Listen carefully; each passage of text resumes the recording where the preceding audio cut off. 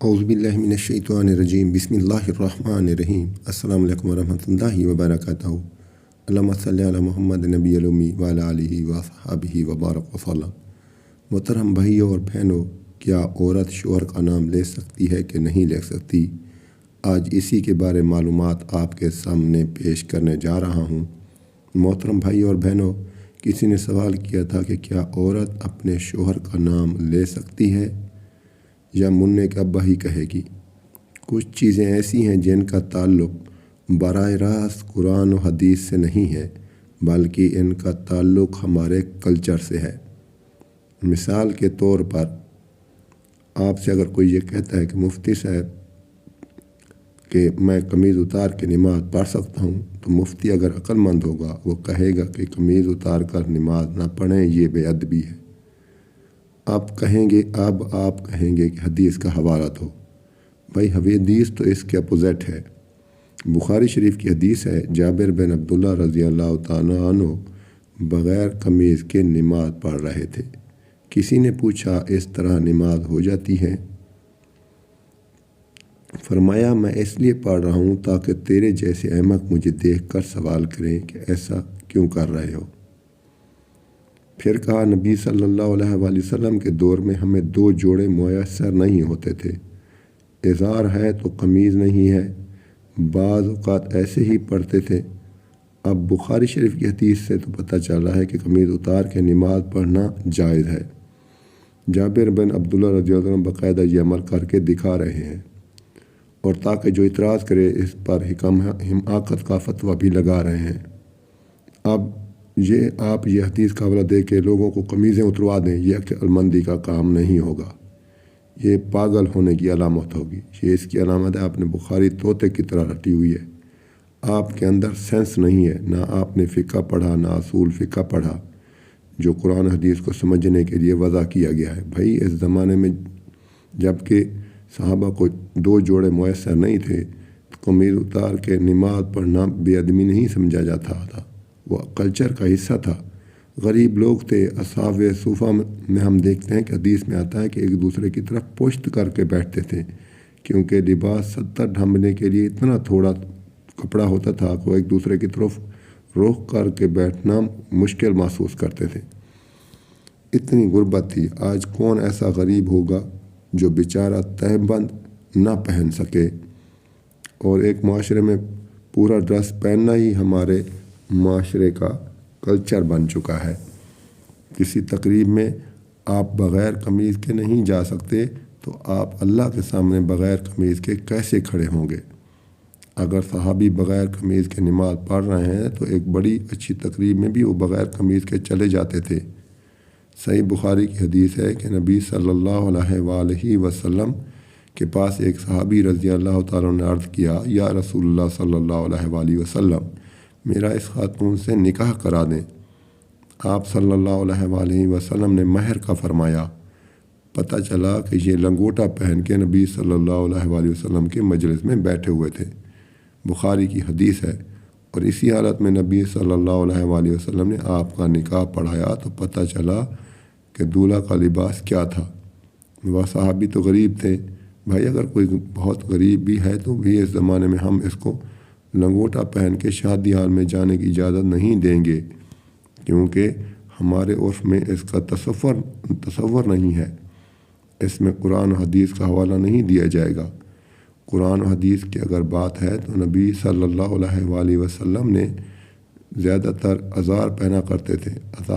ازار ایک چادر جو ہوتی تھی، آج کسی بھی محفل میں آپ ازار پہن کے نہیں جا سکتے، نماز بھی نہیں پڑھ سکتے۔ اس لیے اس کو یوں سمجھا جائے گا کہ بھائی اللہ کے دربار میں جب حاضری دے رہے ہو تو پراپر ڈریس پہنو، یہ نماز کا ادب ہے۔ جیسے آپ کسی رشتہ دار کی دعوت میں جاتے ہو تو پراپر ڈریس پہن کے جاتے ہو، چٹی بنیان میں نہیں پہنچتے۔ تو ہم کہیں گے کہ اللہ کا بھی یہ حق ہے کہ اللہ کے سامنے جب حاضری دی جائے تو پراپر ڈریس میں ہو، کیونکہ اب ہمارے زمانے کا عرف یہ بن چکا ہے کہ قمیض بھی ہو، ساتھ میں شلوار بھی ہو۔ اسی طرح یاد رکھو کہ عورت کا شوہر کا نام لینا صحابیہ سے ثابت ہے کہ انہوں نے اپنے شوہر کا نام لیا ہے، لیکن بہت سارے ہمارے کلچرز میں ہمارے جو بہت سارے علاقے ایسے ہیں، قومیں ایسی ہیں جن میں عورت کے لیے شوہر کا نام لینا بے ادبی سمجھا جاتا ہے۔ وہ اگر نام لیں گی تو یہ سمجھا جائے گا کہ یہ بے ادب ہے۔ آپ یہ دیکھو، ہم یہ کہتے ہیں کہ نبی صلی اللہ علیہ وآلہ وسلم نے فرمایا، کیا کہتے ہیں؟ فرمایا، کسی صحابی نے فرمانے کا لفظ آپ کے لیے استعمال نہیں کیا، لیکن ہمارے عرف میں یہ کہنا کہ نبی نے صلی اللہ علیہ وآلہ وسلم نے کہا، اس کو ادب کے خلاف سمجھا جاتا ہے۔ ہمارے میں اگر کوئی کہتا ہے عبداللہ بن مسعود رضی اللہ تعالیٰ عنہ نے یوں کہا، عبداللہ بن عمر رضی اللہ تعالیٰ عنہ نے یوں کہا، بھائی تو ہم کہتے ہیں کسی صحابی کا نام آیا آخر میں رضی اللہ تعالیٰ عنہ بھی لگاؤ۔ کوئی کہے بخاری سے دکھاؤ، کہاں حضرت لگانا کہاں سے ثابت ہے؟ بھائی صحابہ کا ادب کرنا تو بخاری مسلم سے ثابت ہے۔ ادب کا سٹائل کیا ہوگا یہ آپ کو آپ کا کلچر بتائے گا، یہ بخاری مسلم نہیں بتائے گی۔ ہر چیز میں بخاری مسلم کا مطالبہ کرنا ہے جہالت ہے۔ یہ تو شریعت ہمیں بتائے گی کہ شوہر بیوی پر لازم ہے کہ وہ شوہر کا ادب کرے۔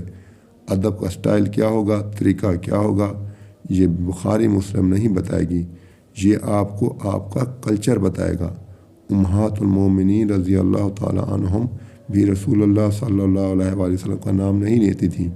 کبھی حدیث میں آتا ہے کہ زوجہ نے کہا یا محمد صلی اللہ علیہ وآلہ وسلم، آپ کہہ سکتے ہیں اس لیے نہیں لیتی تھیں کہ نام لینا ادب کے خلاف، اور وہ چونکہ نبی تھے اور قرآن نے ان کا نام لینے سے منع کیا کہ ایسا مت پکارو جیسے دوستوں کو پکارتے ہو۔ اس سے اتنی تو بات ثابت ہوئی کہ بعض اوقات نام لینا بے ادبی سمجھا جاتا ہے۔ تو جس قوم میں نہیں سمجھا جائے گا وہ نام لیں، جس قوم میں سمجھا جاتا ہے وہ نام نہ لیں۔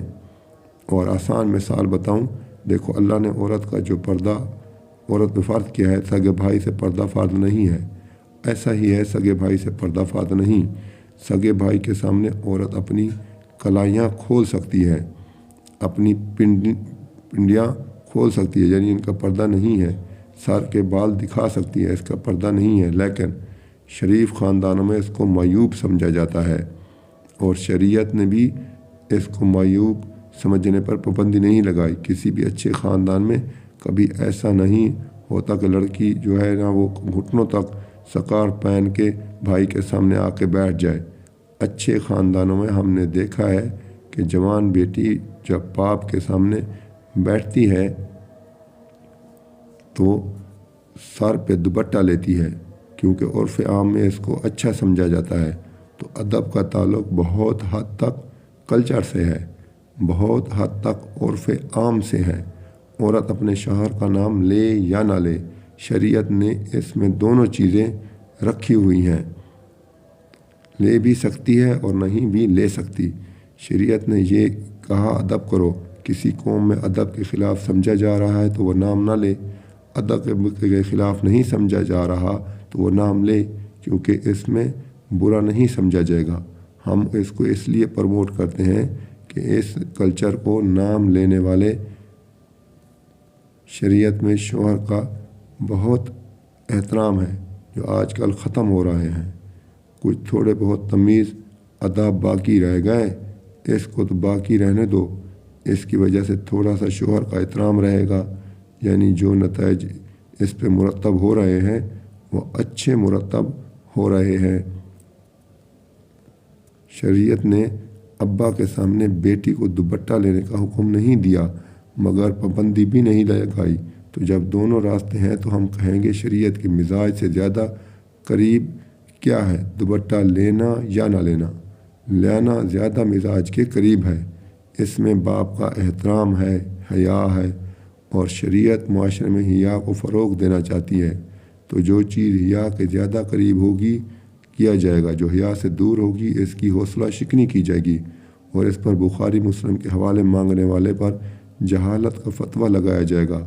جو عورتیں شوہر کا نام لیتی ہیں اسے گناہ نہیں ہوتا، بیوی کو بھی عزت دینی چاہیے، اس کا بھی احترام کرنا چاہیے، لیکن قرآن کے مطابق عورت کا درجہ شوہر سے ایک درجہ کم ہے۔ اس میں کیا حکمتیں ہیں یہ اللہ بہتر جانتا ہے، لیکن اللہ نے بتا دیا ہے، اس کا مطلب یہ نہیں کہ آپ توہین کرنا شروع کر دیں۔ ہم نے اپنے بزرگوں کو، اپنے علماء کو دیکھا ہے کہ اپنے گھر کی زوجہ کا بہت احترام سے نام لیا کرتے تھے، کوئی احکامانہ لب و لہجہ اختیار نہیں کرتے تھے، اور یہ اسلام نے ہی سکھایا ہے۔ دعا ہے کہ اللہ تعالی ہم سب کو شریعت کے مطابق زندگی گزارنے کی توفیق عطا فرمائے اور سب کو حق اور سچ بولنے کی توفیق عطا فرمائے۔ یا رب العالمین، جو سنایا گیا اس کو اپنی بارگاہ الہام میں قبول اور منظور فرما۔ آمین ثم آمین۔ اجازت چاہتا ہوں، دعا میں یاد رکھیں۔ السلام علیکم ورحمۃ اللہ وبرکاتہ۔